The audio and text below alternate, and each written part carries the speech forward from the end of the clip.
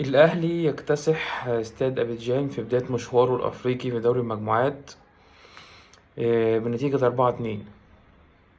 شفت بقى يا عم كولر لما بتغير النهاردة؟ كولر يعني تقريبا سمع الفيديو بتاعي اللي فات وغير الطريقة من 4-3-3 ل 4-2-3-1. أيا كان، أنا مش مقصود إن هو يغير 4-2-3-1، بس يعني إيه، يبقى في تغيير نوعا ما وفي تجديد. هو طبعا النهارده الفرقه دي ساعدته، يعني هي فرقه عشوائيه بحت بحت، يعني فرقه تعبانه جدا جدا، دفاعها عشوائي جدا، مش عارف اللعيبه يعني. الالف ب بتاع الدفاع، البدائيات بتاعه الكوره مش موجوده عندهم. آه، لولا بعد كهربا عن الملعب، يعني ما مش عارف، حتى مش عارف اقولها بعد عن الملعب بصراحه يعني. الكوره دي لو واحد جاي من الاعتزال كان هيجيبها كهربا كورتين، انت والشبكه، واحده انت والشبكه فعليا، وكانت قدام رجلك وتحت رجلك وصريحة. من يحيى عطية الله، والتاني اعترض حسين الشحات، مرضاش يطمع فيها وهتقطعها لك، ومش طويلة ولا حاجة، انت لو جبتها بزحلقة هتحطها ببطن رجلك في الجول. بس يعني اهو جاب هدفين. آم، شيء متوقع، فرقة زي دي تعبانة جدا، دفاعها تعبان جدا. بس الفرقة دي عندها فكر مختلف، او مدرب يعني عنده فكر مختلف، اللي هو ايه، انا اروح العب الاهلي في استاد القاهرة، فاني في جده ميت وجده ميت، يبقى هخاف من ايه؟ هو كده كده انا رايح هتدق وهيتلعب عليا ولو وقفت بال 11 كلهم زون ديفenس في ال 18 هخسر 1-0 او 2-0، في الاخر خسرت ال3 بونت. فخلاص كده كده لما خسران وكده خسران، طب ما انا العب مفتوح وهاجم، وهي 1-0 زي 6-0 زي 10-0 مش فارقه، زي 4-2، وكله يعني ماتش رايح. ففتح وهاجم الاهلي وما قفلش وما دافعش، 4-2 مع الرأفة يعني. الاهلي كسب النهارده 4-2، ما هو بالراحه كده. قفشه لعيب. آه... عارف انت لعيبه الخماسي، لما بتيجي تعمل بتجمع كده حاجه وانت واصحابك، وفي كده واحد بيبقى ايه رايق كده في الباص بتاعه، مش بتاع فرق وهري وجري ويطحن في ده وياخد الملعب بسبرنتات رايح جاي ومش عارف ايه. لعيب كرة على واقف كده على الهادي، بيلعب بمزاج كده. او ده قفشه، الباص بتاعه سلس كده وسهل وجميل آم، وفي والقرار المظبوط.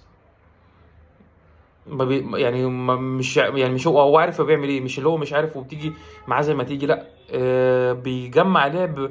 يعني هو مع نفسه، يعني انا متهيألي كده كولر يعني ما بيلعبوش. آه، اولا بسبب ان هو بيحب طريقة 4-3-3. ثانيا لعيب زي قفشه مش بتاع تكتيف، ومش بتاع ادوار مركبه. ما تقعدش تقرفني تقول لي امسك الرقم 6 في الفرق اللي قدامي ولما معايا الكوره اعمل مش عارف ايه، ولما معيش الكوره مش عارف اعمل ايه، و... وتجمع لي لعب في حته تانية وتغير لي الملعب وتعمل. لا، ده لعيب وجديله، سيب له حريه الاختيار وسيب له حريه اللعب وهيمتعك. ده قفشه، وده السبب اللي بيخلي الكوره ما بيلعبوش، ان هو مش بتاع التزام تكتيكي جامد يعني، مش بتاع مدرب اجنبي. ده يحبه مدرب مصري اكتر، بيسيبه ويعتمد عليه.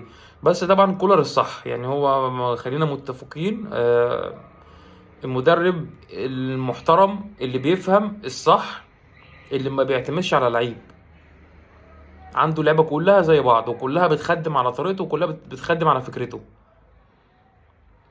فده كولر. ف انما قفشه هو لعيب ممتع، لعيب كرة، لعيب يعني بتاع الدايره، اللي هو بتاع، عارف القسطى اللي كان بتاع زمان، اللي هو القسطى نص الملعب، الصنايع بتاع اللعيبه، هو ده. فده خامه مش موجوده كتير دلوقتي، كانت في عبد الله السعيد لما كان صغير ونوعا ما في ناصر ماهر، بس قفشه مختلف شويه يعني. ايا كان، الاهلي يعني كان بيفترس النهارده استاد ابيجان ده. وعلى فكره بالسهل انه الاهلي يروح يكسبه هناك. فرقة تعبانة جدا. يعني هي عندها بس شوية لعب في الهجوم، يعني في الخط الهجومي، يعني في لعيب ولا اتنين بالكتير عندهم شوية كورة، بس طبعا دول مش هيعملوا حاجة طبعا مع الأهلي يعني.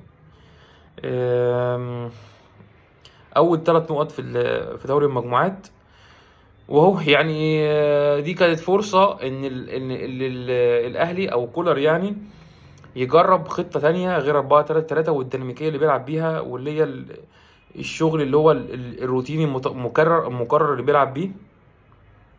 هو فرصة قدام فرقة ضعيفة شبه دي، يغير ويجرب.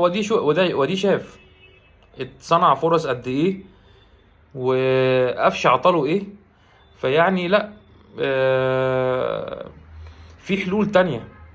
يعني حتى لو هتغير الخطة يا كولر، مش لازم تغير اللعيبة وتقعد تدور في الصفقات وتدور في اللعيبة.